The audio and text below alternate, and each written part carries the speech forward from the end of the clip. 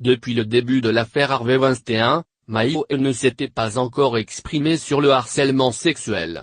Relancée à plusieurs reprises par Léa Salamé pour stupéfiants, la célèbre réalisatrice a finalement accepté, quelques jours après la tribune de Catherine Deneuve dans Le Monde.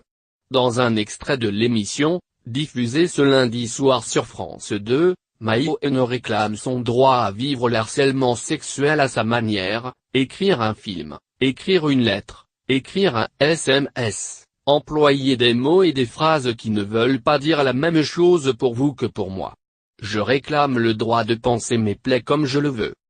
Au-delà du harcèlement sexuel, ce que souhaite surtout Maïo, c'est pouvoir vivre sa vie comme elle l'entend, sans être jugée par la société qui l'entoure. Je réclame le droit de coucher avec qui je veux le temps d'une nuit sans être une femme facile quand les hommes sont des séducteurs.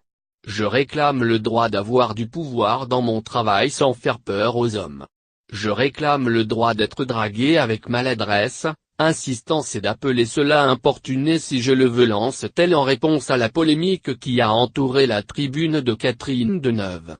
Très émue, Maïo finit par être emportée par son émotion et demande une interruption à Léa Salamé. Elle conclura finalement son intervention ainsi: quelque chose d'historique est en train de se jouer, en ce moment, alors soyons unis. Chacun doit pouvoir souffrir de ce qu'il veut, comme il veut et quand il veut. On va y arriver.